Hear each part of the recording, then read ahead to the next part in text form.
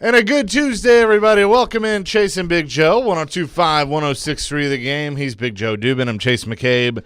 Dr. Crane, Nick Frazier hanging out on the ones and twos. Hope you're having a wonderful start to your day. Big show planned. Former Titans head coach Jeff Fisher going to join us in studio at 10 o'clock today for the entire 10 o'clock hour. It'll be a lot of fun there. I'm not going to do it. I think you will. We're not going to do the impressions today. I went and looked at his career. I was just kind of looking around last night, and his first real coaching job with the Eagles in '86. I mean, you got Reggie White, and the next year you get Jerome Brown, you got Clyde Simmons, you got Terry Hogue. I mean, you're just loaded with that team. It's amazing that team didn't win a Super Bowl, but it'd be fun to talk to him about that. With that as well. Also, kind of a bittersweet day, man.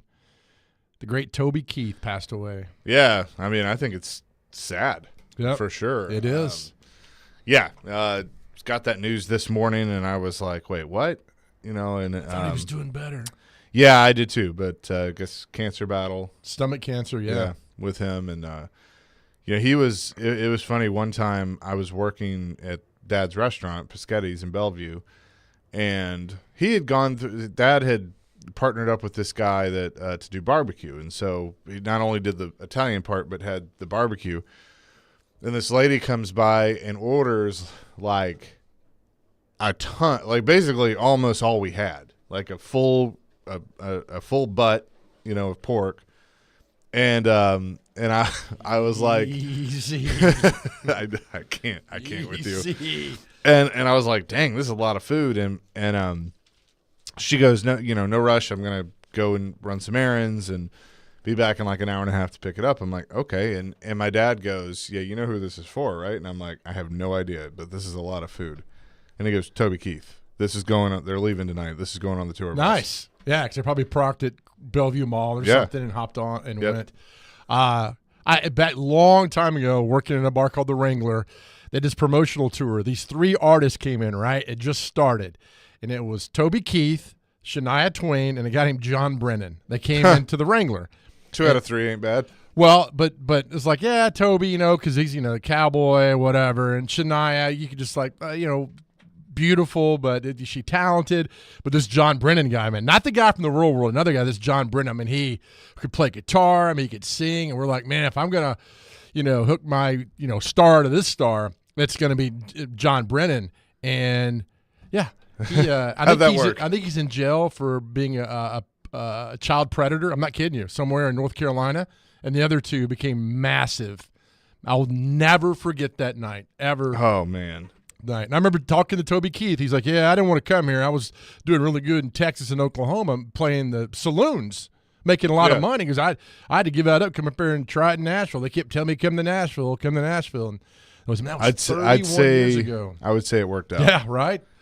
But, just sad news coming out this morning that and it was from his official Twitter account that Toby Keith has passed away at the age of 62. So after a battle with stomach cancer. So my guess is you'll hear some Toby Keith as we go along today. The Super Bowl had their opening night last night with, all the interviews, and that's kind of the last chance really to get to talk to most of the people, most of the players, before the game on Sunday. Did you watch it?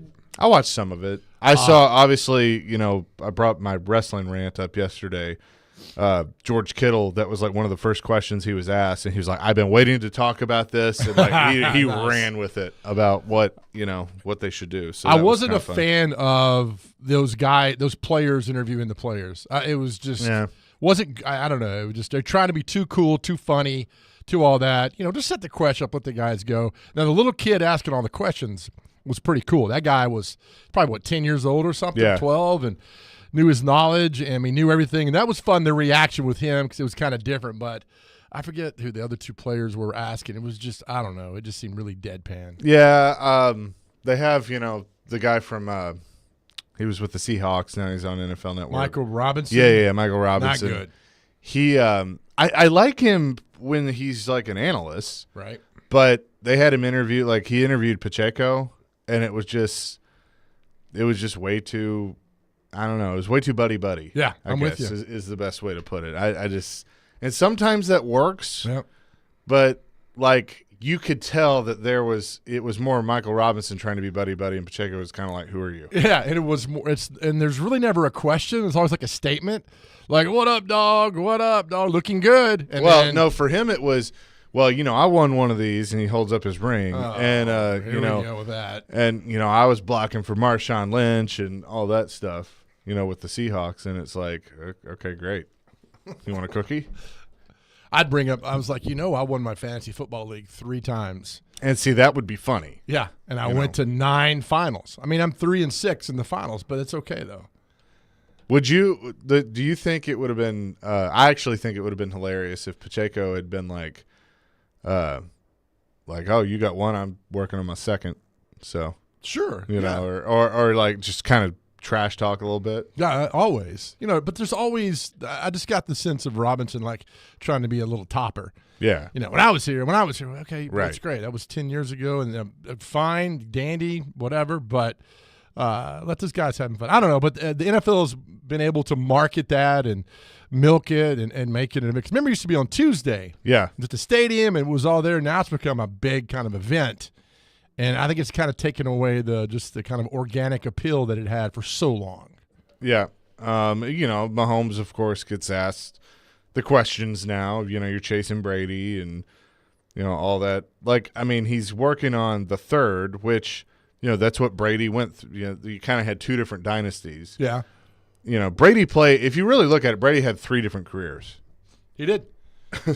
I mean, he went 10 years without winning a Super Bowl. Because he won 1-1, 3-4, didn't win again to 14. Yep. 16, 18, and gosh, man, what a career! Isn't that crazy? What a career! I mean, he literally had the first career, which was the first dynasty that Vrabel was a part of. Yeah. And now they did, and they went to some games. They went to Super Bowls and lost to the Giants. Those 2 to the Giants. So he had that. That was a Hall of Fame career. Well, then you have the second dynasty, where they win the next 3 later on. Mm-hmm. That's career 2, and then he goes to the Bucks and wins one there in 3 years. That's why I was yesterday over your head. The TV's on. They were like, "Is Mahomes better than Brady?" And a question mark. It's like, just stop with all.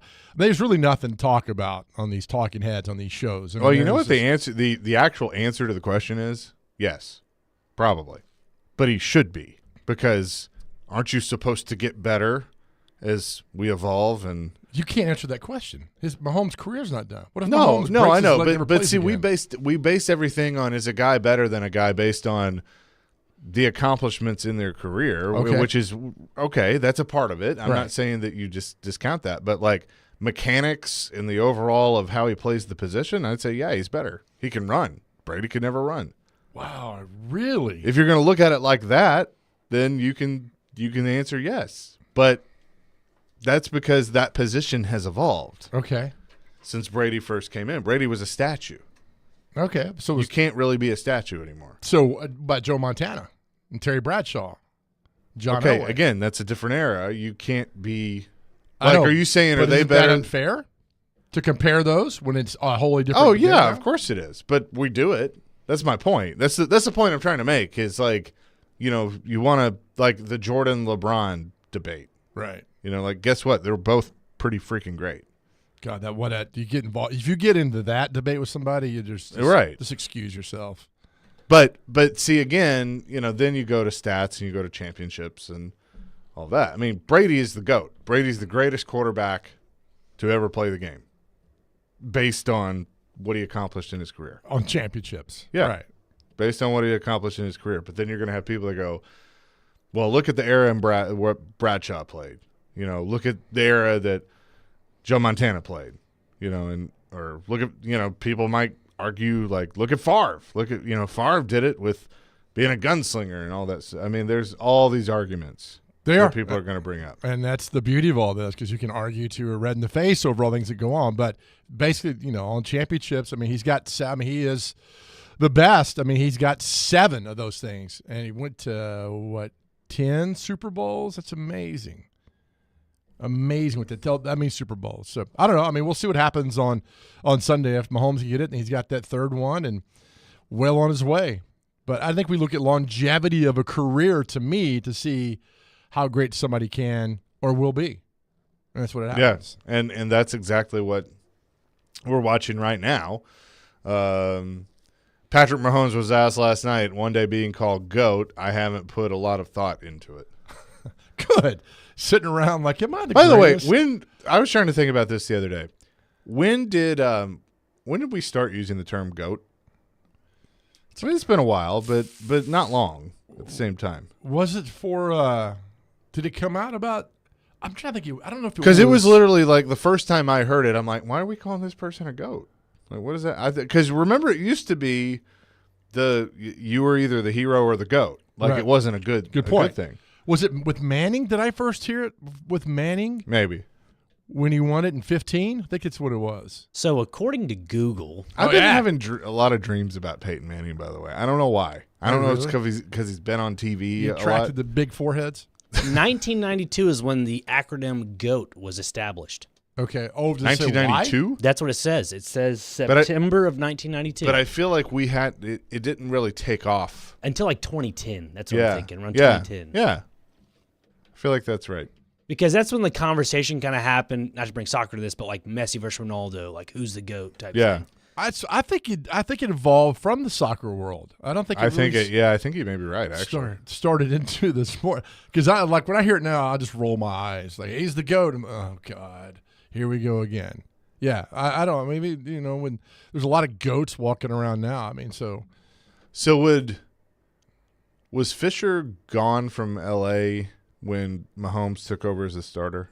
yes, he Okay. got fired in the 17 season. Yeah. So he never had to face him. Nope. I guess. And then Interesting.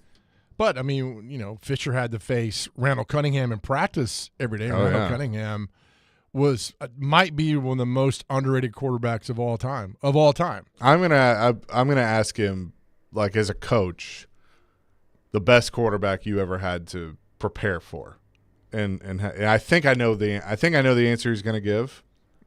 That is that thing. We'll write it down. Yeah. Can you say it? Go ahead and say it. I think he's gonna say Peyton. I'll 'Cause say he- 'cause- I'll say Elway. Well, just because he had to face Peyton twice a year, did. as a coach, He did. and Peyton was so methodical, and as we've heard, like he would call out the defense. What year was that when the Titans would have played the Colts Indianapolis and they did like 2 onside kicks, fake punts, and they got up like 21 to nothing. They lost like 56-28, but they knew going in that they were undermanned.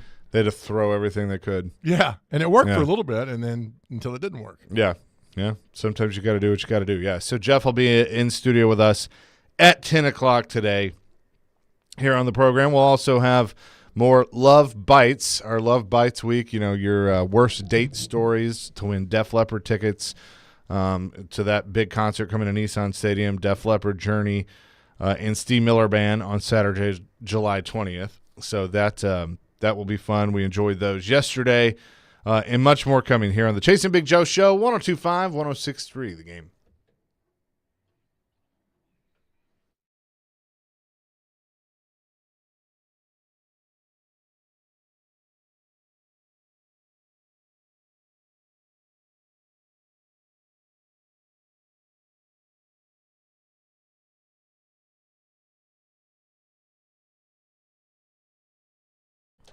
All right, I've been telling you about ESPN Bet for a little over a week now. It is great for the big games, so you need to check it out. An easy-to-use app and the official sportsbook of ESPN. ESPN Bet is the only place to find daily exclusives and offers with your favorite ESPN personalities and shows. You can sign up today, and new users get $100 in bonus bets for making any sportsbook bets. So you download it, you put all your information in, you go bet on anything, and you'll get $100 in bonus bets that you could use this weekend if you want on props. They have live betting, all those things, teasers, cross-sport parlays, everything is available on ESPN Bet. Download today. What a play. You must be 21 years or older and in Tennessee. For problem gambling support, call or text the Tennessee Red Line at 800-889-9789. Terms and conditions apply. See app for details.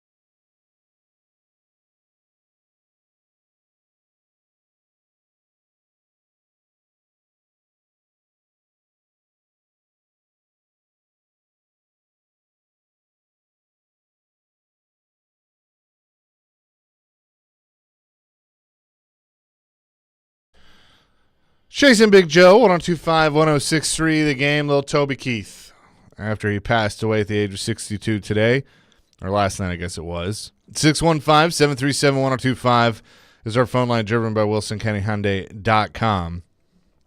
Jeff Fisher in studio at 10 o'clock.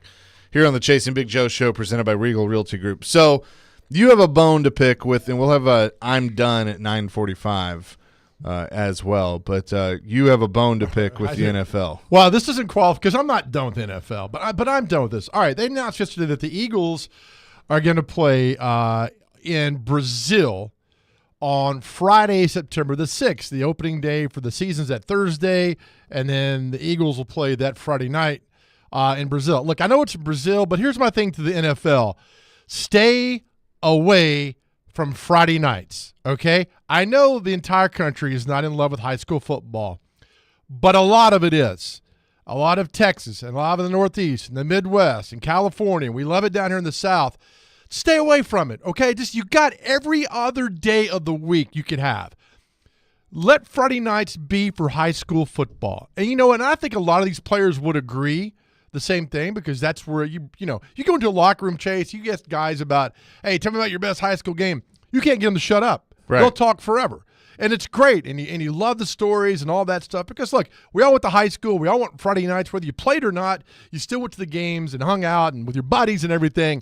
So the NFL look, I know it's just one game, and I know it's in Brazil. I get that. But it's still on a Friday night. I mean, it's the first time in over 50 years they've played a game on a Friday night. Look, and maybe in December you could do a Friday night, but the August, September, October, November, leave it alone. Well, they played some games on Friday. Leave it alone. That's what it says, yeah.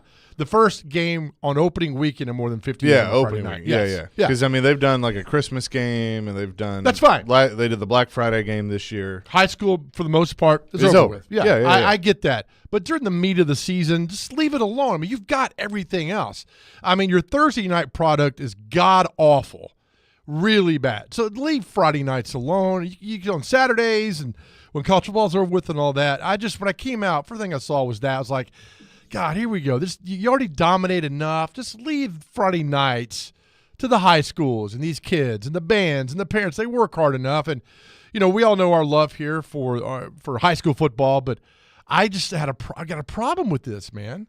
I don't know. Maybe I'm crazy, and that's fine. I don't think you're crazy. I mean, I agree with you. Well, I do think you're crazy for other reasons. But no, I agree with you that stay away from Friday nights, but none of this shocks me because the TV networks are going, what's the worst night? You were in TV. What's the worst night of television?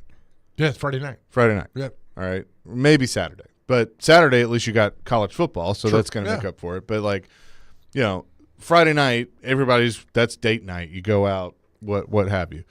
And then Saturday night, you can watch football in the fall, and then Sunday the same thing. So that's what they're trying to do. But, Friday night, a lot of people going out are going to a high school football game. That's they correct. got their kids playing or what have you. But they don't care. They don't care about that. And they should care. You're right. Because they don't care. That's their next generation. That, a lot of the kids playing, what is it, 1% maybe? But, I mean, Something like that. You got kids that are playing on Friday night that could be the next big thing. Right. Do you think and I think this a little bit, I think there's a global arms race between two sports right now. Soccer and the NFL? Yep. Yeah. I mean, Goodell, we're just incredibly enthusiastic about our growth on a global basis. We're convinced we can be a global sport in the near future. Our ownership is committed to allow more games to be played on an annual basis on a global basis. We're excited about the fans' reaction and our media partners. Mm-hmm. There it is. I think this is a great opportunity for the league, and we're committed to making it a global sport. From Roger Goodell. He added global in there 4 times. It's interesting to me to think of it that way because they did the whole London thing, which was, quite frankly, was risky. I mean, because in London, like the EPL, reigns supreme. All right, so you go over there, and to my knowledge, I think they sell out every game. So obviously, it's widely successful to go to London. Well, now they've added Germany to the mix. They've done a few in Mexico. Okay, well, those are both big soccer countries. Bundesliga in Germany, and then Mexican League, and Mexico is it's big down there. Now you're going into Brazil. That's another one. So it is interesting that they're this arms race. That's a good way to put it. That they're taking on soccer to try and be a global sport. Now, do I think there's room for both of them? Of course there. I mean, and I think a lot of soccer fans, are becoming NFL fans too. But it doesn't mean that they have to like one or the other. Well, I just don't. I mean, it's you put one game in Brazil, fine, but you can try to start a whole league down there. I mean, imagine if that German soccer league you're talking about, Bundesliga, came to the United States and tried to establish a foothold. Would that work? I mean, could the EPL sustain that? Well, the EPL is about to have a huge event in our city that I think is going to be one of the biggest events Nashville's ever had. Okay. Like they're going to have it's a big freaking deal over here. But it's the two biggest teams, right? Well, it's the whole league. Whole league. They're coming here. I mean, the EPL is having like a fan fest thing. So all the teams are coming to Nashville. Mm-hmm. They'll be represented. Is how it is. But they've had EPL friendlies. Like I think was it Man City and Tottenham one year. Yeah, Man City and Tottenham. So I remember that. Did you go? I didn't. I was actually out of the country when Oh, it's okay. happened. But yes, I was Were told. you at an EPL game? No, I was actually in Italy visiting my great aunt. Oh, okay. So yeah. But I mean, like you're a big soccer fan. Yeah. So if they announce that Man City or Man U or Liverpool or whatever, we're going to play at Nissan Stadium, my guess is to sell out. it's a sellout. It's Yeah. no questions asked. It's a sellout. Because the EPL is like, and I know it's different because there's not like other, we have the spring league, the UFL or whatever. There's not like American football leagues all over the world, but Right. like the EPL, that's the gold standard. Yes. That is the league, like of soccer, So I'm fuzzy. right? Like, am I right in saying that? That's Yeah. probably number one, or Yeah. is number one? There's Yeah. no question. I mean, with TV ratings and all, yeah, it definitely reigns supreme on the weekends. So for sure. who's coming to Nashville? I missed that. it's a fan fest. It's not even a game. Oh, okay. Yeah, it's like but the streets will be packed because of it. Like I can NBC tell you right now. Fan Fest or something like that. Yeah. Okay. All right. With the broadcast. But so and it's all- not like, I mean, think if Brazil, I mean, I know it's the allure of football, but if you send down there, It's called Premier League Fan Fest. It's like April 6th and 7th. at Nissan Stadium It'll be, I think, downtown. downtown. Yeah, on Broadway Um, and stuff. Yeah. So Kind of like, with the draft, Big Joe, where they have Sure. like a bunch of stuff where you kick things over by Okay. Nissan Stadium. All right. Maybe something like that. Like the draft festivities Well, when they it do was that here. Broadway I mean- and Riverfront Park. So Okay. am I crazy to say, like, the draft brought 300,000 people to our city? Right. We're probably talking that Yes. with this, right? I would agree. I'd say in the 300,000. And there's gonna be people that'll be Really? like, "You're crazy," like that. But I don't think I am. You're going to see people travel from Atlanta, Georgia, Yeah. people from Mobile, Alabama, Okay. Kentucky. You might even see some people come from California to come to see this. Because people are like, oh, Nashville, let's go visit Nashville. Right. Oh, also soccer. Bang, bang, there's your combo. Okay. Yeah. I'm out of the loop, but now I'm in the loop, so I appreciate you guys. I will say, though, on the Brazil front with the NFL, the grass in Brazil, when they play on it, it's very thick. So you're going to have a very low-scoring game in the NFL. when they go play in book Brazil. it. Just putting that out there. Put it down. Put it down. Okay. All right, I dig it there. I'm just saying, the allure of football is great, but if you start, I don't know, if you sent, I don't know, the Bears and Jags to Brazil, you're probably still sell it out, whatever. But I mean, it's you bring the elite of the elite and with a lot of big, huge fan bases. But I just think, I don't know, it's a global arms race between these two now, and I just think the NFL would lose this on a global basis. I mean, it's a really good question because, like, I think, we're sitting here talking about 250 to 300,000 people showing up in our city for a fan fest. It's not even a game. I feel like if the NFL did that, now maybe not in Brazil, but if the NFL did that in London or Germany, I do think they'd get a really, really good turnout. But you'd have to bring a Mahomes and, and legends. Sure, like that. sure, yeah. You're not bringing Malik Willis over there. No, for this. but I mean, like, you show up with Brady. Yeah. Yeah, I mean, like, that's the thing. You want to say global, all right? I'm not really a soccer fan. I've become more of one since SC got here, but like guys like Ricky are waking up at 6:30 on a Sunday morning to watch an EPL game. All right, God bless him. okay, I'm not, but last year when help me, Nick. What's his name? Lionel Messi. Thank you. Yes, the greatest soccer player. Thank you. Like, I don't know why I just had a brain fart, but when Lionel Messi came to town, like, I was interested because I knew who that was and I knew the star power he had. Just like if a Patrick Mahomes, was playing somewhere overseas, it would be the same thing. Right. Yeah. All right. Let me add to your comment there, Chase. So Luis Suarez, who used to play for Liverpool way back in the day, played at Barcelona with Lionel Messi, and they're really good friends. Yeah. They're now on the same team at Inter Miami. So if you're going to watch Inter Miami in Nashville, that's going to be another hot ticket. It'll be sold out. Yeah, there's going to be another Barcelona reunion. Yeah. So everybody's going to love that. Like, okay, they're not going to do this, but just to further my point here, if SC were to say, hey, we're going to play that at Nissan Stadium, it would probably sell out Nissan Stadium. 100%. Like, there would be standing room only tickets being sold for that game. So, I mean, you think about Nissan's double the size of Nashville SC's park, of Geodis. Right. So, I mean, but I think the NFL, like, my point is I think the NFL has that same kind of reach. And they're working on it with other countries. Brazil, I'll be interested. I'll be very interested to see. But I think it could be, it could definitely. I think it could be a sellout. I hope I think it it works. will be a sellout. I hope it works in Brazil. I really do. I'm more kind of scared on the safety aspect of Brazil for the players. Sure. So. 5 years, franchise in London. Within 10, yes. Within 10. Let's talk absolutely. about. Let's talk about that. I like that idea. Let's talk about Well, I that. like you. 615-737-1025 is Chasing Big Joe. 1025-1063 the game.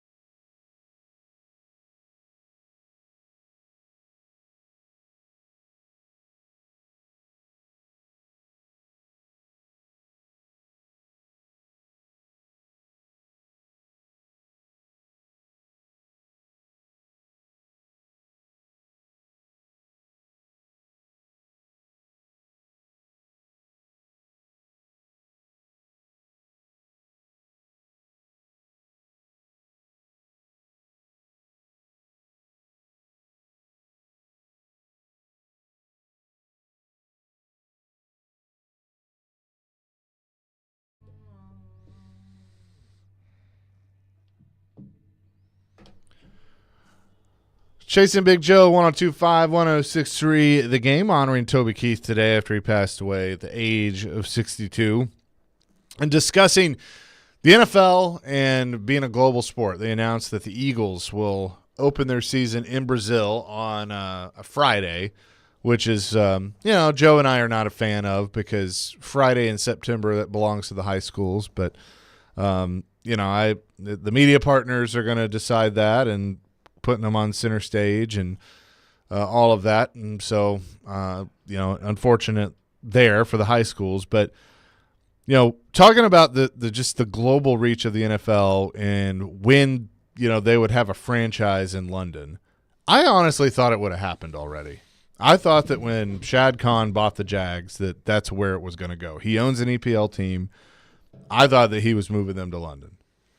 And it ultimately didn't happen. But I thought the Titans were going to be in the division with the London team. Well, I think it happens not within 5, within 10. It'll be an expansion team. I think it happens that way because you can't just up and move until Jacksonville. I was with you though because he owns all that stuff. Yeah. But then you got a commitment to the city. At least you hope you keep it to the city, and they're building. I'll put all their money pouring into Jacksonville new stadium or upgrading what they have down there. But I think you'll put one, and I think they put one in London and one in Germany. I think it happens and they expand it. And the problem is the product right now is average. Yeah, average. I'm going to say no to Germany. I don't think that will happen. As greedy as NFL is. Yeah, I think they'll try London first. And then, continue to do the global games in Germany or, even have the London team play some games there too. And then if it continues to boom, then they might consider it. But I think London, cause I think the NFL will expand one more time and London will get a team. And then I thought forever it would be Toronto, but when Buffalo announced they were building a new stadium, that might have taken that off the board. That's a good Because point. remember, Buffalo was playing a couple games a year in Toronto. They were. It's right down the road from him. Yeah, so I mean, where would you? But that's a great point. But where would you expand in America? I told you there's one city I think NFL would be booming, but it'll never happen. Never happen. Oklahoma City, Birmingham, Alabama. Yeah, Too close to Atlanta. It'll never happen. Yeah, Too close to here. In New Orleans. So Yeah. it would never happen. But it would be. They'd go crazy over that down. And it would. I mean, Birmingham would then see a lot of growth that we saw here. Absolutely would. I hear a lot of Salt Lake City. Then you hear San Antonio. I think Louisville could support one. I think Louisville would probably support basketball more than football. 100%. Yeah, I think totally support NBA team. But then, there's a lot of what's the lowest market? Green Bay is the lowest market. What's the largest market without an NFL team? Now, my knowledge is based on TV meters and rankings and oh my goodness, where was it? That was the top one. Vegas was currently probably San Diego. Good point. Well, yeah, that's a good point. Yeah, Dr. Crane out of the bullpen. Yeah, that would be one right there. I forgot about them because, gosh, I don't talk about them anymore. Well, I mean, here you go. Here's the top 10 for, TV markets. New York, they have 2 teams. Mm-hmm. LA, they have 2 teams. Chicago probably could support 2 teams. Yep. Philadelphia, Dallas-Fort Worth, Houston, Atlanta, Boston, D.C., San Francisco, Oakland, San Jose. There you go. Yeah, those are all, and then you keep going. Phoenix at 11, they have a team. Tampa, St. Pete, they have a team. Seattle, Tacoma at 13, they have a team. Detroit at 14. Orlando. Yeah, Minneapolis, St. Paul at 15, and then Orlando. Which we get why, because you got a team an hour to the left and 3 hours to the north and 3 hours to the south. Denver at 17, Miami, Fort Lauderdale at 18, Cleveland, Akron at 19, Sacramento at 20. Yeah, San Fran's too close, but You that's think? okay. I mean, I think they could support it. I mean, they got the Kings right now, but I don't think my point is I think the whole they're too close, I don't think that matters for the NFL. Okay. But it matters for the 49ers. Charlotte at 21, they have one. Raleigh, Durham, obviously they too close to Charlotte. Portland. Interesting. That's that's 23. St. Louis at 24. They don't have one anymore. Yeah, and I think Man, that's a great question about St. Louis. Will they ever get one back again after what if the Rams lose and breaking their heart? But all I don't the think so. UFL team or the XFL, they had great crowds. Yeah, they would have to build a new stadium. The dome. That poor dome. That Can't dome do- was so non-friendly. No, remember had that concrete. I mean, we asked Coach Fisher about it. Indy at 25, Nashville at 26. God, Nationals moved up. Yeah. What about Salt Lake City? Yep. I think it 27. would. Totally would. They love football out there. Then Pittsburgh, then Baltimore. San Diego's at 30. So the biggest market TV-wise without a team is Orlando. Yeah. And we know why there'll never be one there. Yeah. They're not going to put 4 teams that close together like that. Barely works with the 3 of them. Right. Yeah. I just San that's why- Antonio at 31. Hartford. Columbus. Columbus is too close to Cleveland and Cincinnati. Yep. It sure is. So Yeah. San Antonio. I always thought San Antonio might get one, but They got the Alamo Dome ready yeah, to go. I mean, they had the dome. They could probably support it. I mean, but look, that when Houston's winning, it's great. When the Texans weren't winning, nobody was there. Cowboys will always dominate everything, always in that state. And remember, that's always what drove Bud Adams crazy because he could not get the same level of coverage and commitment and care from the people of Texas as he got for the Cowboys as he did for his Oilers. Do you think the UFL is kind of I know we're all looking at it as like a feeder league for the NFL, but do you think that some franchises in the UFL are maybe testing the waters if, the fan base actually shows up and really supports the team? Those might be expanding franchises. If for the you NFL? ask them, if you ask the city, Sure. yes. The NFL. answer is yes. If you ask the NFL, most of those cities, like a Memphis or whatever, Memphis they won't do because it's too close to here. Yeah. The Tennessee was only going to get one city have a team. And for a long time, people thought it would be Memphis. The Jags happened over Memphis. I would say, what are the UFL markets now? San Antonio Brahmas. That's why I mentioned San Antonio. Yeah. The Brahmas. You have the Birmingham Right. Stallions. Yeah, The Pittsburgh Maulers, I think, is what it is. yeah. New Orleans Wave Coast or something. With like that. which those Yeah. are NFL markets, but like Birmingham, to Joe's point, I think it's too close to Atlanta and here. Right. So, it's certainly an interesting discussion. Oklahoma City, could they support one, or is that too close to Texas? I think it's too close to Texas. I think there's a lot of Cowboy fans in Yeah. Oklahoma. Because see, that's the other thing you have to consider too. That if, all right, let's talk baseball for a second here.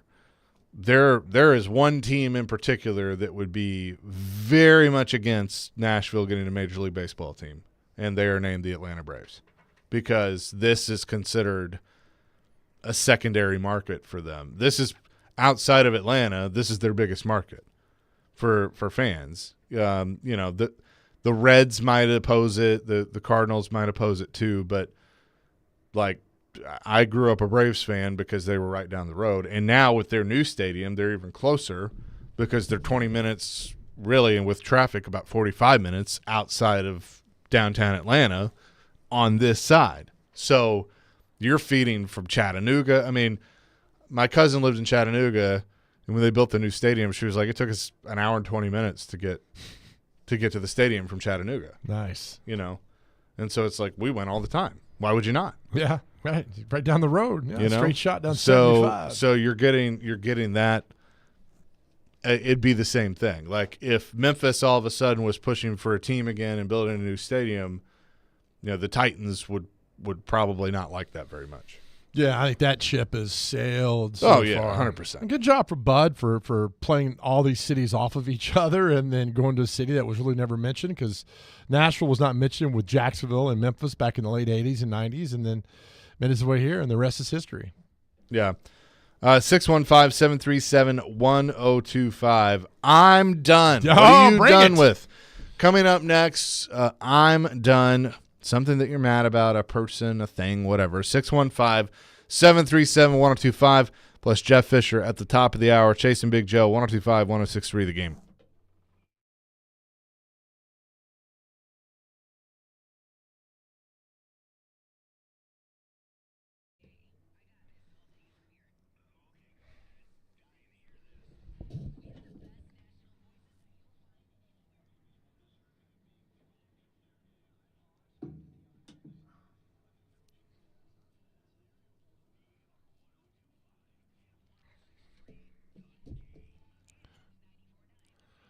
Hey, friends, Big Joe here. Let me tell you about my good buddies over at Medical House Calls. Listen to me. I want you to say goodbye to all those high medical bills.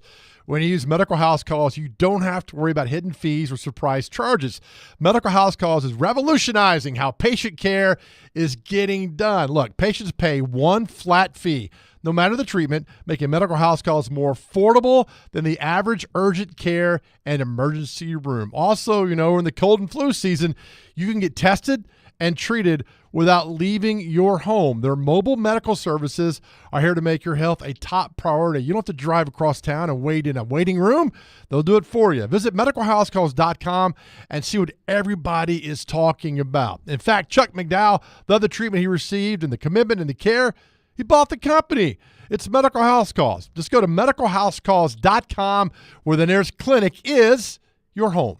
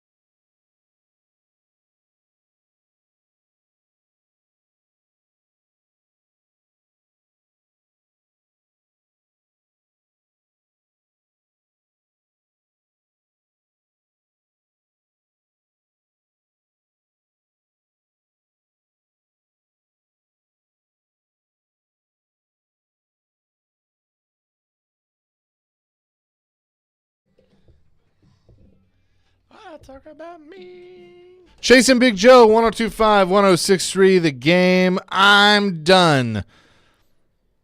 On the line, I tell you what, we're going to combine two things with one here. I'm going to make that executive decision. Do it, boss man. As a part of Love Week, we'll qualify the I'm done for the Def Leppard tickets. How about that? Okay, I like We'll it. just do that. Def Leppard, Steve Miller.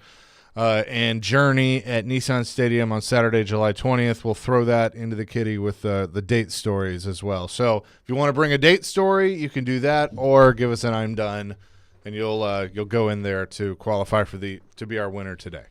Fair enough? Yeah, I do. My I'm done is very simple today, because obviously, when I read that somebody, whether they're famous or not, passes away due to cancer, it means more to me now than maybe it did 3 years ago, because I lost my dad to cancer. So I'm done with cancer. F cancer. That's going to be my simple one today. I like it. Yeah, I mean that's, I have one. I'm gonna give you kind of 1.5. Right on that. I just hated waking up to a headline that said Toby Keith dead at 62. Yeah. My years of working in television and writing, it was like, hey, iconic country singer Toby Keith lost his battle with cancer. Right. I don't like the very harsh, generic dead at 62. Now, I'm saying I'm done with that. I've just never been. It just bugs me, right? Yeah. Have some care and compassion, whether you like somebody or not. Just say, he passed away. Was there not this whole thing back in the day of like, and you had this a lot with newspapers or television stations or radio stations, that were news, that like you always kind of had one in the market that was like the hard news and would like that would be the headline, and then the other that would maybe be a little more compassionate. Like my point is I kind of always viewed like Channel 5 was always more just right to, cut right to it and didn't hold back, and then 4 was a little more, less than that. There was a station in Miami that really was cold like that. Yeah. And there was the same company owned a station in Miami and Boston. They were like that too as well. Now it's just kind of it's just like, hey, here's the news. Like, dead at 62. I was right. like, well, I see what you're saying. All right, here's my I'm done with. All right. So there's a store in Donaldson that I go into, and I buy lottery tickets because I like to get my one ticket and get the hell out of here. So why, if we're a business, do you not unlock both doors? I if it's a double door? Just unlock both doors. Just, I pulled the door up and I about ripped my arm off because and I can never get a reason why that door's locked. Nobody says that. So you got two doors. We're all going through one door. Unlock the other door. That's all I'm asking. That's a great one. Just unlock the other door, okay? We all can come in and out, no problem. But this happens at probably 75% of the places I go. Unlock the other door. That's so simple to do that. That way I'm not, is that Matt? Excuse me, what going on that? Just unlock both doors. Very simple. I'll be happy. So I'm done with that.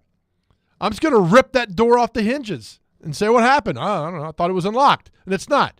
And all it is, you go, and someplace I'll go, and it's a little latch at the top. You just pop it up, and it locks the door. I agree. Yeah. Know what they'll tell you? They'll tell you it's an emergency door. That's what they'll say. Okay, an emergency, I can't get out that door. Yeah, it's locked. But that's their job. They're gonna say that's my job to unlock it for you. That's what they're gonna say. Okay, yeah. I'm gonna take this a step further. All right. So if it's a business and they have double doors and the second one is always locked, then why the hell have two doors? Totally agree. Why'd you waste money to build a second door? Yeah. Amen. Just unlock it. Unlock the damn door. Yeah. That's all we're asking. I agree.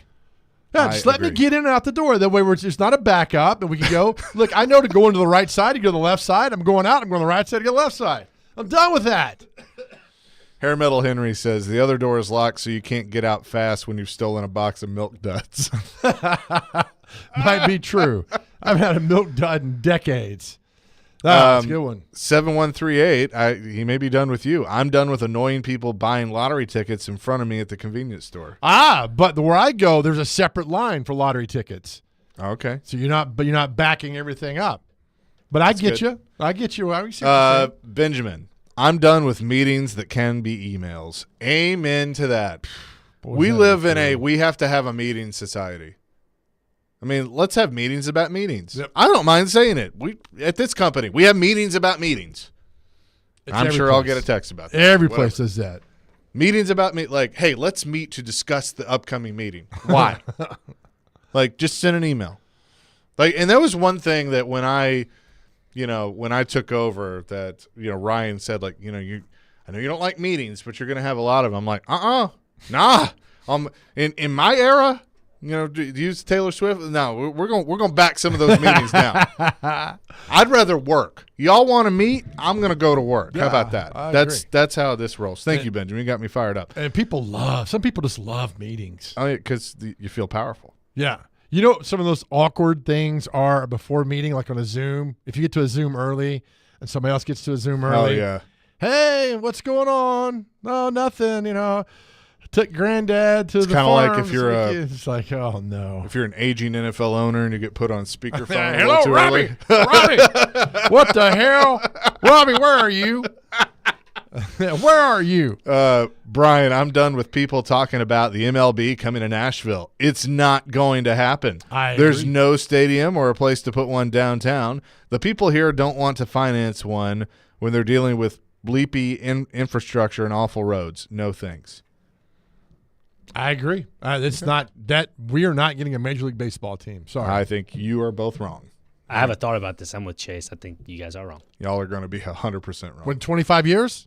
No. It ain't happening in the next 10. Yes, it is. Yeah, it is. Less than 10. Not at all. Book it. Less than 10. All right. In the break, I'll talk to you about it. Don't you point at me like that. Put my hand down and say it. Sorry. Chip from let's see, 7017. I'm done with potholes. That's from Matt Reed. That is true. Thank you, Matt. Jeff says, guys, as far as one door unlocked, I don't know how expensive your utility bills are, but I just received the highest one ever in over 40 years yesterday. So I guess he's done with that. Okay. Yeah, man. There are a lot of people who are complaining about that. But what are you going to do? Yeah. All right, we'll look through these and get a winner. Jeff Fisher going to join. Keith, real quick, wants to weigh in. We'll squeeze Keith in. Hey, what's up? Hi, you guys. So F&M Bank Arena in Clarksville, I am done with them because there's no water fountains. You cannot get water in there. There's no reason for there not to be a place for me to get a drink of water without paying some outrageous price for some bottle of water that they shipped across the country. So I don't know why they didn't put any water fountains in. You cannot bring an empty bottle in and fill it up like you can at Bridgestone. You can't. So I had to walk across the arena to customer service and beg for some water. And then the sheriff comes out to see who's this guy that's complaining about no water. And they finally bring me a couple of bottles of water. But, it's there's no way to get any water. Huh. Okay. Wow. So, I didn't know that. Thanks, Keith. I feel like water fountains are pretty standard. That's interesting that they didn't do that. Yeah. I don't know. I didn't notice the one time I've been there. I did not notice. I can't put my mind around that to figure out there's water everywhere, right? We got water here. Yes, we do. All right, Jeff Fisher going to join us in studio coming up next. Chase and Big Joe Show, 102.5, 106.3 The Game.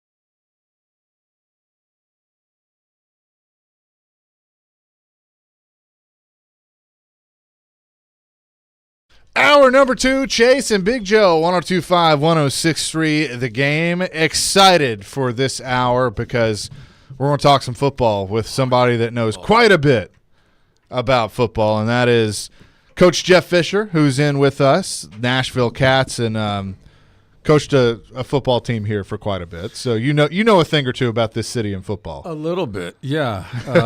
Yeah, I mean, football was going on here when we moved here. That was the case. I mean, UT was everything, and so we kind of picked it up a notch over a few years. So, you and Floyd had some good times, that's for sure. We had a blast, miss him, but we had a blast. We, who would have thought, we sat down in that little office there in Houston, and Coach Pardee had been let go, and he's trying to figure out who he wants to hire as head coach. He's just looking at me, and we're talking about it. I got somebody I can recommend. When did you know? Because full disclosure, when Floyd was here, worked here with us, I got to travel with him a lot, which was a lot of fun, and so I got to hear all the stories. Right. And I said, so when did you go through? You went through the process, and when did you know that Jeff was the guy? And he said, well, I mean, we made him the interim, and I kind of knew by the end of the season that I think I had my coach. And, I still did my due diligence and talked to people and everything, but it all came back to you.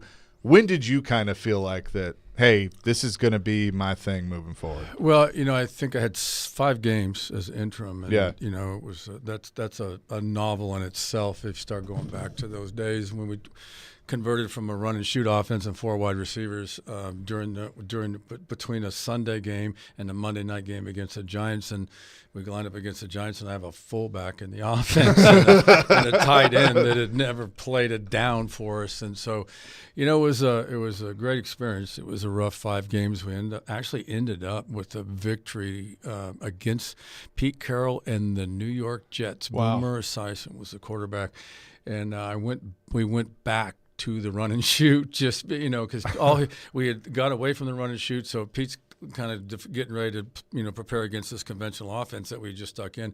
I went back to the run and shoot with Bucky Richardson, and we beat him, and he got fired. So so there's Bucky. been this ongoing thing between me and Pete over the years. Especially when I was in NFC West there with the Rams for 5 years against Pete, we had a blast. And that came up often. But to answer your question.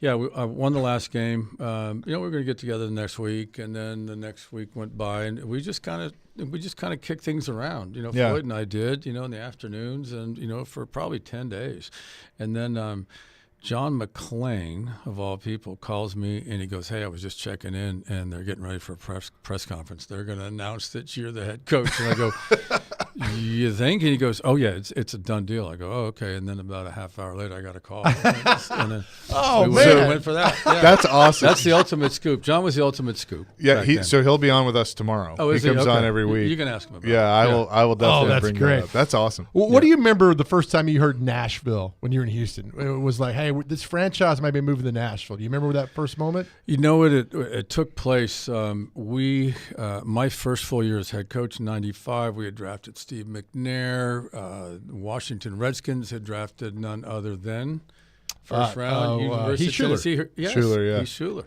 So Norv Turner's the head coach. We go to Knoxville and then more specifically to Marysville College, and we had a training camp. We had competitive practice. We worked against the Redskins for the week, and then we had a preseason game. Right. They were promoting it and all that. So Norv and I were, we had just finished our first day of practice, and I was kind of walking back to the room or the office space we had, whatever, and then one of our media relations directors, remember Dave Pearson? Yeah. Dave came up to me, he goes, "Coach, we got to talk." I go, "Talk about what?" He goes, "Well, they're going to make an announcement that the city of Nashville and the state of Tennessee is looking at express purposes of relocating the Houston Oilers to Tennessee." I go, "What?"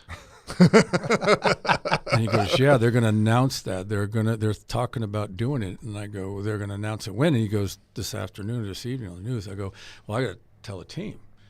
And he goes, no, don't say it. I go, "No, I'm not going to not tell the team." And so when I brought the potential up there in that moment in time, I mean, from my mind, it was historical because you got guys like Bruce Matthews and people just kind of looking around going, wait a minute, we're going to move.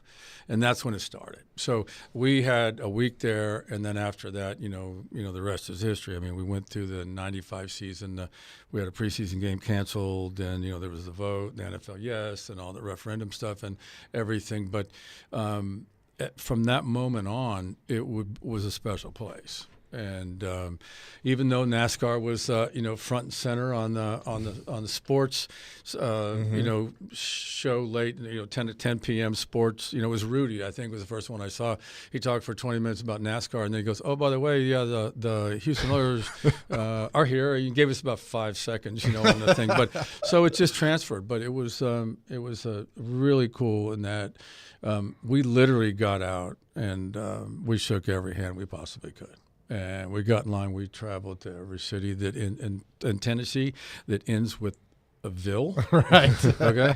There's dozens of them, and we were all over We were all over the state, and it was just. I mean, that's how. That's how I think you got to do it. Even nowadays, I mean, I'd really like to see Coach Callaway get out and a little bit and introduce himself and see people, because this is a hands-on group here. The old fan base, especially the new ones. The demographics are different, but it's a hands-on place, and it's shake a man's hand, look him in the eye, wish him good luck, and tell him how much you appreciate things. Well, I mean, so I was 10 years old when the team moved here. And it was like when I grasped that, hey, the NFL is, because at that point I watched the Cowboys, and a lot of people, did, because we didn't have a team. When it hit me that, hey, the NFL is going to be in our city, it was like, whoa, Dad, do we get to go? Like all this stuff, and it just, you guys were rock stars. I mean, it just like immediately. And I know there were some people that you had to win over, but I don't feel like it really took that long, because I remember being in that stadium when you guys came back from Jacksonville, and it was full. Oh yeah, and there was no game being played. Right. Yeah. Right. No, I remember coming off of 40 East, and then that 24, and then that working your way to 65, or 24 there, and looking at that time it was Adelphia. Currently for listeners, it's it's Nissan. And we could see us on the Jumbotron.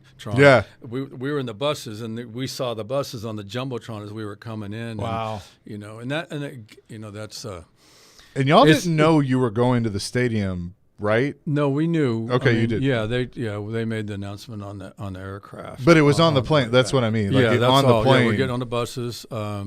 And then, this was before 9/11. Security and everything wasn't quite the way it was. And so, the airport was crazy. Everything was crazy. But, we came over there, and it was amazing experience there. But, and this is how, I'll jog your memory here. This was Sunday night after an afternoon AFC championship game. Loser goes home, winner goes to the Super Bowl. Sunday night. We come here, we do that. We just talked about it at the stadium. And now we go back to our facility and have a team meeting because the players are leaving the next day, Monday, for Atlanta. It was the last time there was just 1 week between the championship game and the Super Bowl.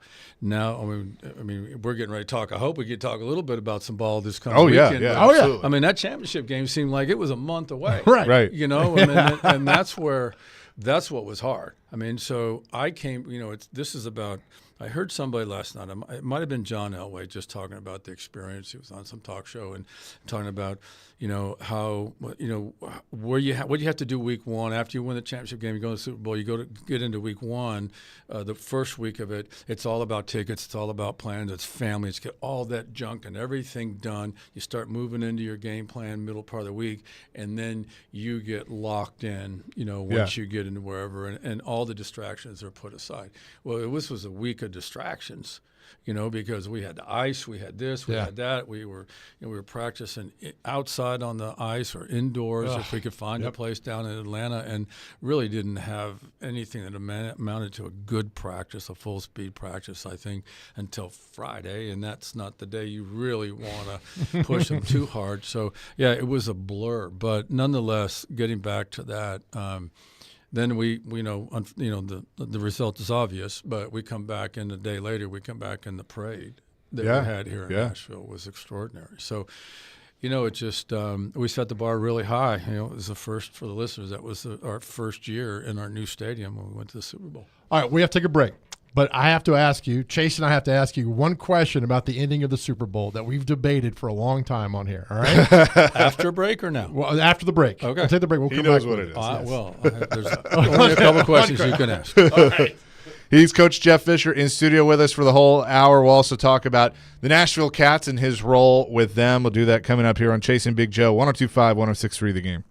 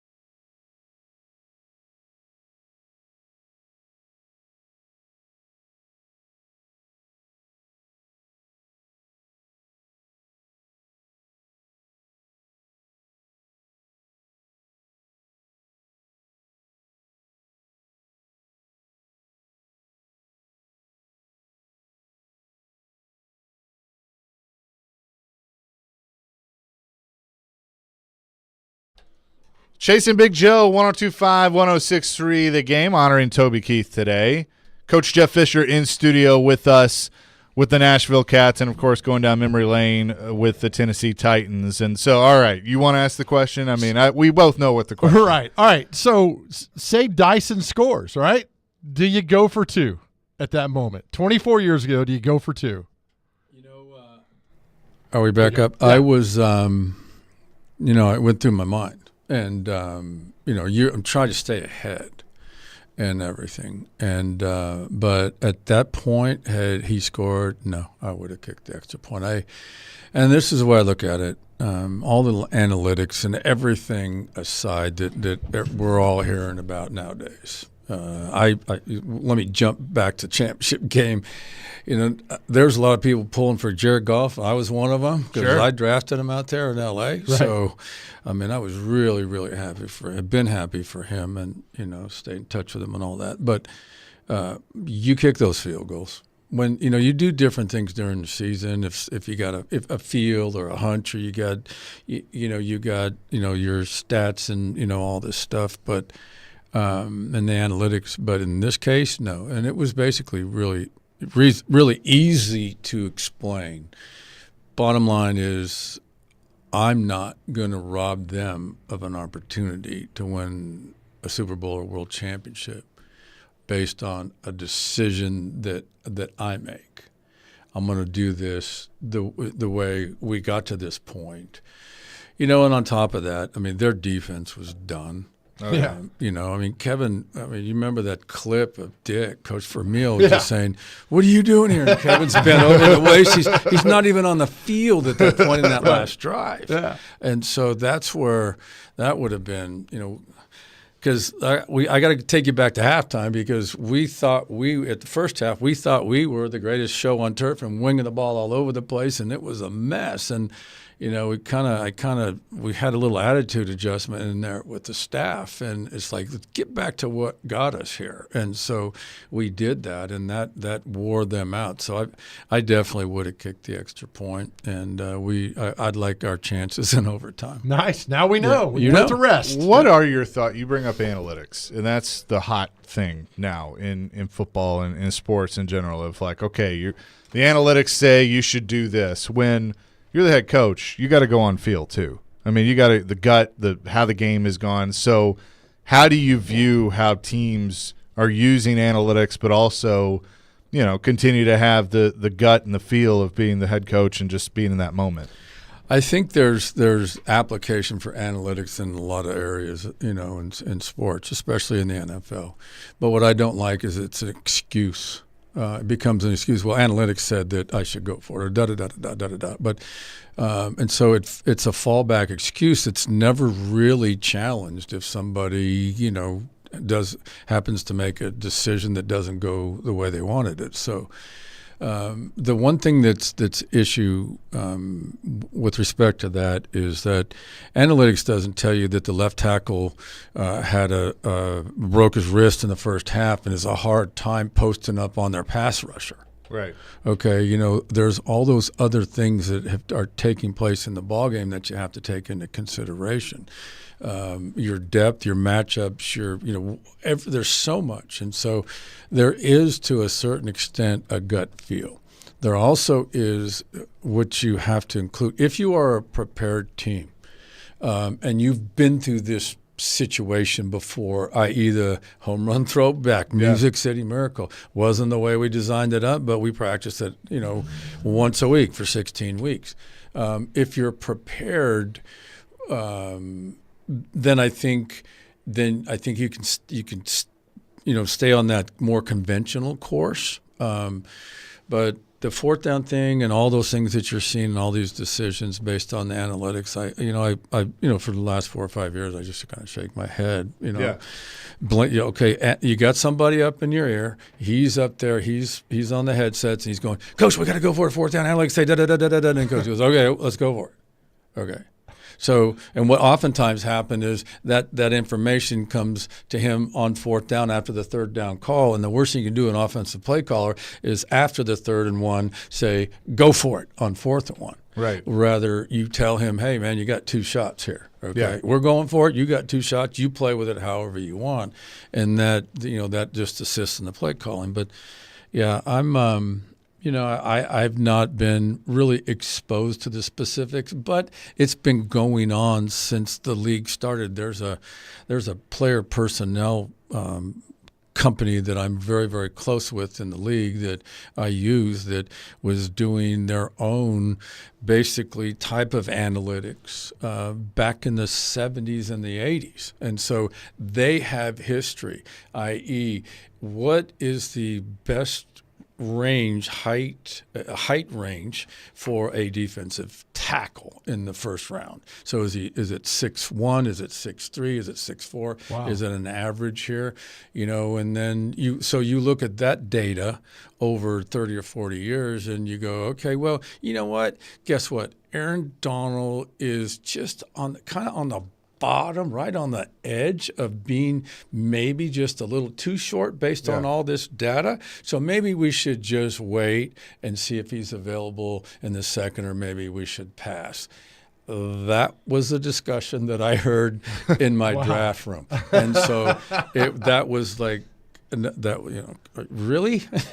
No, I'm going to move him all the way up on the board. We may trade up to get him, kind of thing. But so it's been around, but I'm sorry, that's a long-winded answer to an analytics question. But it does, and it's a big part of the game. Yeah, it's funny because remember for years, if your quarterback nobody wanted a 6'7" quarterback. Dan McGuire came out in the draft.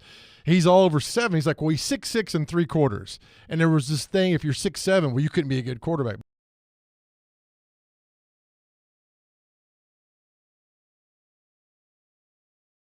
But it's standpoint, I remember that very well. I mean, and that's the case with most of the positions. I mean, right now, but this isn't. I mean, it may come from our current analytics, department, whatever that is, where all that stuff's coming from. Right.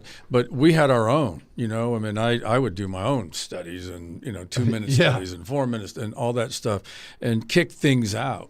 Because when the data comes in, there's so much subjective data in there, and at a certain point, there's some objective data or statistics in there that aren't really relatable. And so, sure. You've got to, in my mind, you got to go down your own path. You got to know your players, and you got to have a good feel, and just don't ever put yourself in fourth down.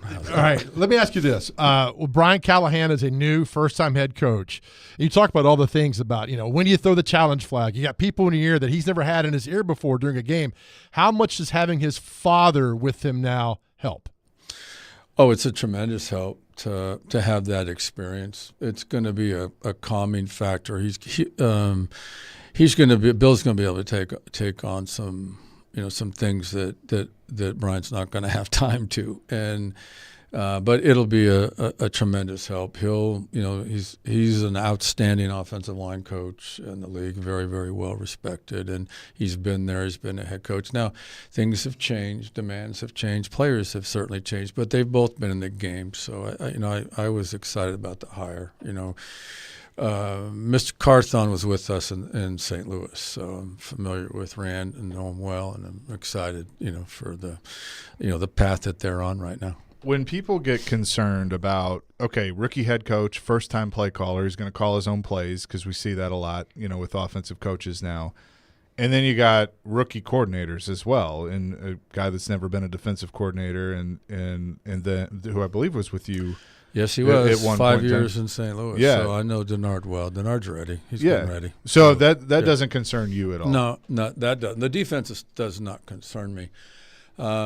You get that stuff worked out. I mean, you guys remember. I mean, I had Greg Williams for the second go round, and end of April, beginning of May, the league suspended him indefinitely.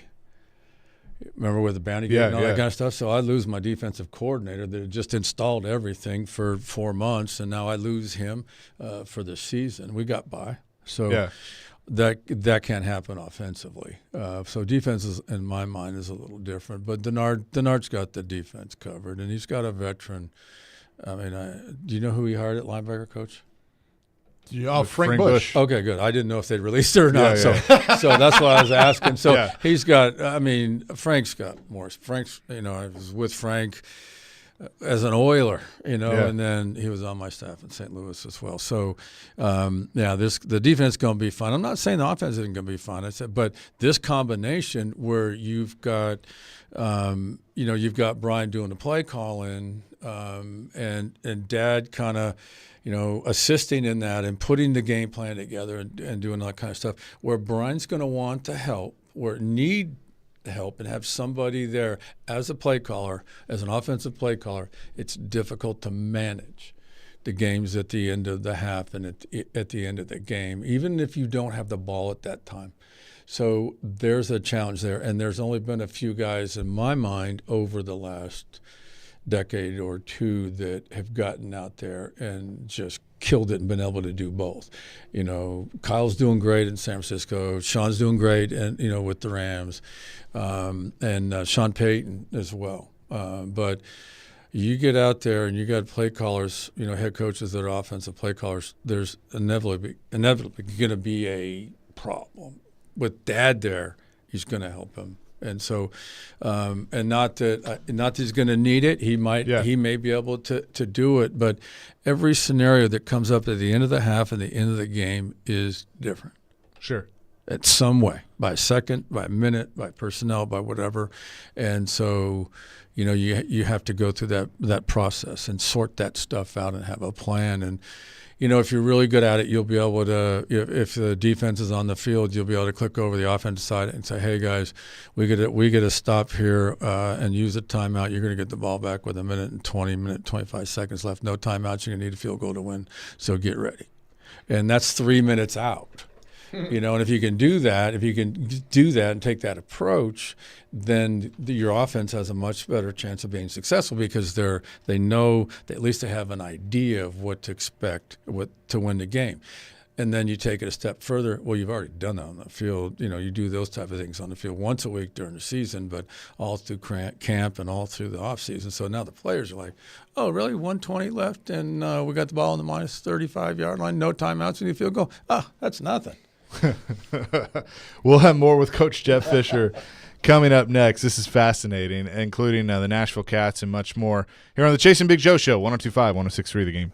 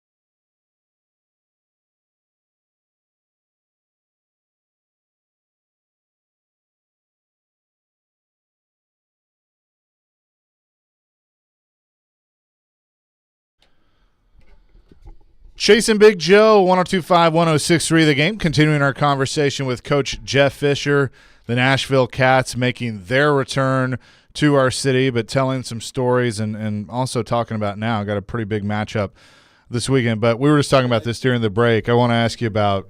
Can I say this? Sure.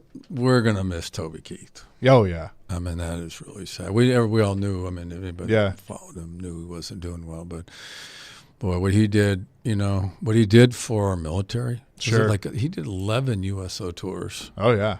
That's and if you've ever been on one, I went on one. It was really cool. I got to go over with John Gruden and Bill Cowher and Tom Coughlin and Jim Harbaugh. John Harbaugh. We did a USO tour. Oh, that's awesome. It was awesome. But to think that Toby had done that much and what he did for the military, boy, I hope someone steps up into his shoes. Yeah, and just a hell of a performer. Yeah, too. it was awesome. Thanks.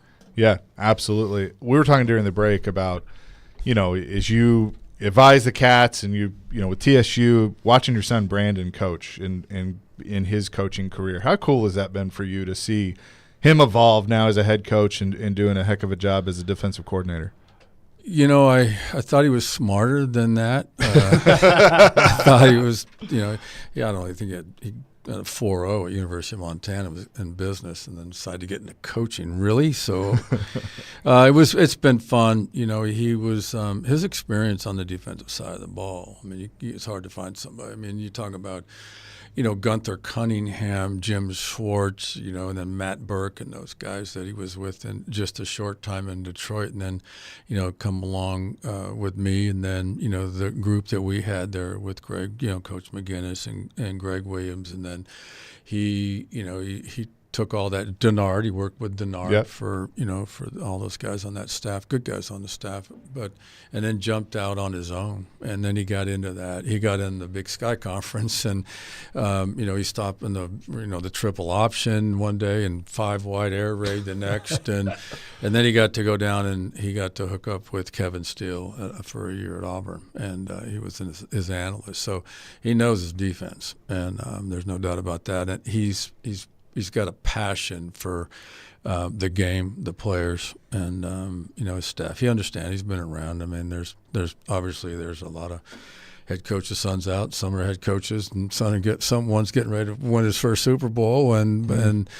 so I'm proud of him. Thanks for asking. Yeah. For sure. You excited about the game? I mean, Sunday, of course you are. It's Super Bowl, but any thoughts either way on these two teams? I think all the pressure's on San Francisco, obviously, from my perspective. I would say that. I think it was first off, the championship weekend was awesome because for some reason I had to connect at each place, whether it was Jared at Detroit or I was on the 49er staff. I mean, I was there and lost 2 championship games in a row. I was there for 2 years. We lost Cowboys back-to-back years. And so, those people and I was friends with and coached with Mike and watched Kyle, grow into where he's at now. It's amazing. And then, Andy Reid and I kind of played against each other in high school. I've been friends with Andy forever. And then in Baltimore, I just have so much respect for that organization. I was with Ozzie on the competition committee for years and know John, and Steve Bisciotti is just an incredible owner. So I went into the weekend, couldn't lose. Whatever happened. I couldn't lose, and so to watch the games was cool. To watch what Andy Reid did this year. This might be as good a job as he's done, and ever.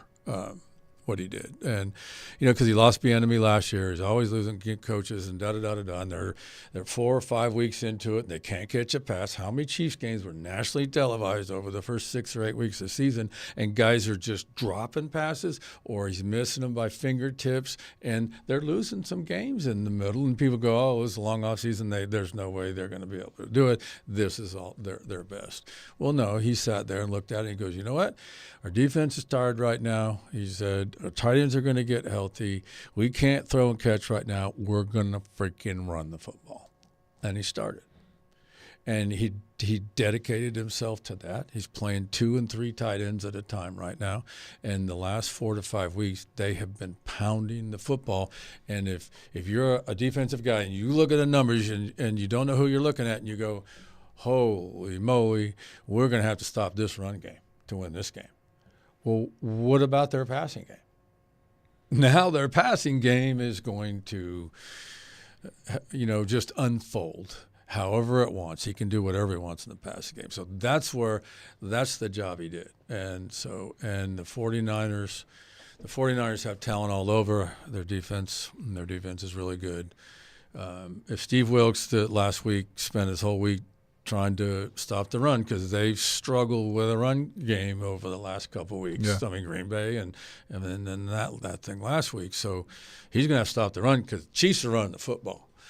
Well, that ball's going to start going over his head. So, I mean, he's going to have to me, I'm not putting it on anybody, but this is a challenge for the 49er defense. And it's a unique challenge. They like to put their hand in the dirt and stretch those legs out and freaking, if it's not on 1, it's on 2, so go on 1.5 and knock the quarterback down. That's the way what they do. They're going to have to dig in there and play run. It's funny, we sit here and we talk about offenses, and you've seen what Kyle's done and McVay and just throwing the ball over the field. But at the end of the day, I mean, you still got to run the football, and that's kind of been the discussion here. That with the Titans, that it's been around Derek and everything's centered around him, and now are they going to move away from that and the value of the running back and all of that? At the end of the day, though, you still need guys like that. So why do you think that there's all this talk about offenses and being more exotic and throwing it, where it always comes back to you got to have a solid run game at the same time? It's a great question. It's the quarterback position. And what's happening in the college game, it started with the 20-hour week, and now it's even going further that direction, in that you got a quarterback that can run the football. You've created a numerical mismatch for the defense, and so you've got what that stuff that's going on in Baltimore is mind-boggling to watch. What that young man does at the quarterback position, as a defensive coordinator, you got to stop it. If you stop it conventionally, you're one man short up front. If you break down the gaps and the players and all that kind of stuff, you're a man short. You got to bring another guy into the run game. When you bring another guy in the run game, you got problems. So to answer your question, this passing game stuff in the NFL right now is a function of the quarterback, the type of quarterback that's coming out of college. Okay. Now, there's clearly a difference between – I wouldn't say there's a difference between Mahomes and Purdy, but there's a difference between Mahomes, Purdy, and our guy in Baltimore. Right. Okay. Lamar. Yeah, so clearly a difference. Okay, well, the Lamars and they're all over the college football, and it's awesome to watch. And it's like, which one do you want to come in here and just revolutionize your offense? And so there's a temptation there. So, yeah, it's you got to run the football, whether it's with the quarterback or the running back, to win in the National Football League. If you run the football with a quarterback, you're probably not going to have your quarterback healthy at the end. It's interesting. I mean, that's how the game has evolved and so cyclical. The Nashville Cats. This has got to be fun for you. I think for a lot of us, somehow being grounded to football keeps us young and vibrant. I think that's you, right? Oh yeah, I mean, I love the game, and this is, this is about this next new venture here. The cat thing with me is just about helping people. It's about helping everybody. I don't have anything in it, I just want to help, and so why not? I'm familiar with Nashville. I was vaguely familiar with what went on with the Cats when I was here. I was pretty busy. Sure. On occasion, you had a lot. You had a lot. On occasion, if I just need to go for a walk and I end up in the indoor at 10 o'clock at night, they were in their practice, and who's that? But So this is an opportunity that came up. Been working at it now for 3 or 4 months. There's an ownership group here in Nashville that got the naming rights, and they got everything going. And this league, it's a new league. It's under really solid leadership, and they're starting off. This is the first season, and they're going to kick it off April 27th here, and the Nashville Cats will be playing the Minnesota Myth, and they're coming down from Minneapolis. So it's around the corner, but the league was intriguing to me for a lot of reasons. One, it's Nashville. Two, every place after word got out that I was doing something with them, people were going, "Coach, man, you're bringing the Cats back. This is so cool. I missed them." And whether it's East Nashville or wherever, it's like, "Oh, you're bringing the Cats back." And I'm going, "Yeah, how'd you find out?" Kind of thing. So yeah, they're back, and we're going to be playing the games at Municipal Auditorium. I've been over there a dozen times, and it's like retro throwback, so cool. Love it. The vibe is, it's really, really cool over there. And so when I say give back, with the help of sponsors, we're raising this with wonderful sponsors right now, and we want to give money back to charity over here. We want to provide free tickets for youth groups and this and that and experiences, and it's just one of those deals where you can come out there. It should be a carnival outside the doors before you walk in, and things for the kids to do, adult beverages and some music. And, if it's a 52-51 game and happen to lose a barn burner at the end, nobody really cares because they had such a good, Right. a good time out there. I didn't realize this, but the Cats averaged 12,800 people a game over there Wow. when they were rolling. Yeah. Yeah. Oh, they were fun. Yeah. Those A lot of games fun. were Yeah. so much fun Oh, back yeah. in the day. So yeah, we're rolling right now, and so we're busy, and season tickets are going to go on sale at some point, maybe this week, and there's a lot more good information forthcoming. We'll have some nationally televised games out of here, and the arena Super Bowl, if you will be played here in Nashville. There'll be playoffs and then the Super Bowl. There's Nice. a lot of Oh, wow. noise coming out. We've got one game at F&B Arena up in Clarksville. So there's 5 home games here, 1 there, and then we got 4 on the road. But the F&B game is mid-May, Armed Services Day, in Clarksville, right next to Fort Campbell. That place is cool, too. And that place is good. I've been up there. Yeah, That it's is very a nice. cool arena. So it's a new world for me. It's like I don't even know the rules. Okay, and that's okay. I'm having so much fun putting the guys that do know the rules, and they're starting to build a roster, and we got people in place, and just about every area. So yeah, it's going to be fun. The people. I mean, we're just scratching the surface now. Just wait a month or so. There's going to be some good stuff going on. When we come back, I want to ask you a philosophical question for football in general that I think could tie into this. We'll do that more with Jeff Fisher coming up next. Chasing Big Joe, 102.5, 106.3 The Game.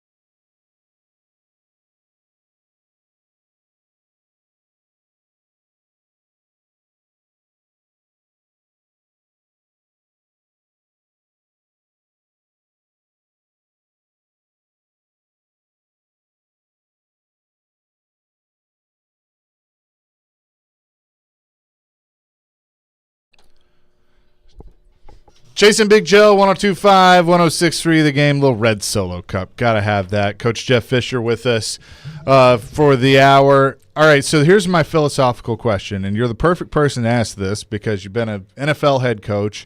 You coached in the USFL. Now you're involved with the Cats. I feel like with arena leagues and spring leagues that maybe we're trending towards some sort of partnership with the NFL in a development league. But if there's a guy, like, say, that was a 6th, 7th round pick for you or an undrafted guy that you see something, but it's raw and you got 53 spots, you got a practice squad, but you can't development. How beneficial would something like that be? Like, I look at Malik Willis, that if the Titans could own his rights and he go and play in one of these leagues, how beneficial that would be for his development. Oh, it would be a game changer for him. It did exist. NFL Europe was in essence that. And it was good. It was a valuable tool. We were able to allocate players over there. But keep in mind, you're drafting somebody in April. You get him into training camp. You get through the season. He's had – you can imagine how his year's been since pro days. And then all of a sudden now we're – boom, you got 2 weeks off and you're going to go over to Europe now and you're going to keep playing and keep playing and keep playing. So, that was – and now I'm not saying that's a negative. I mean, someone once said that the difference between a great football player and just an average football player is about 2,000 snaps. They need snaps is what they need. So if that goes – are you saying is that going to happen again? I see it happening. The leagues, the outdoor 11-on-11 spring football leagues, traditionally, with the exception of the first real good run that the USFL had, really have just come and gone. I mean, if you're a historian, it lasts for a couple of years and then they go. So the arena thing is different in that it's indoor. Play it anytime you want. You can play it wherever you want. That's right. You can have a team wherever you want to have a team. And that's the intrigue there. And oh, by the way, I'm probably not supposed to say this.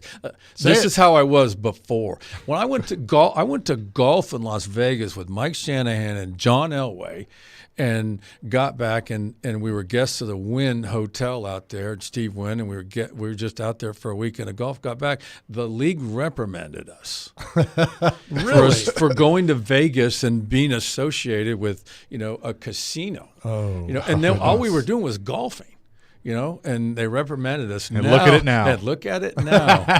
So that was a good lead into you will be able to also wager on the Nashville Cats. Love is around the corner. Last question, no context, just answer it. Greatest quarterback you ever faced? Yikes. A 1 and a 1A. That's so hard, but – man, there's about 5 of them. I mean, I faced Montana. I faced Brady. You choose Brady over Montana? Yeah, maybe. Peyton. You had to see Peyton twice a year. You got Peyton. I mean, it just goes on. Drew Brees. All right. I mean, come on. Just never know. And I had a really good one on my bench, on my sideline next to me, and that was number 9. Oh, yeah. Yes, sir. Thank you for this. Thank you, guys. This was fun. A blast. Thank you. Appreciate you. Jeff Fisher with us, Nashville Cats. We'll be telling you more about them. That will do it for us. Caroline Willie and somebody he knows quite well, D-Mace, coming up next. 102.5, 106.3 The Game.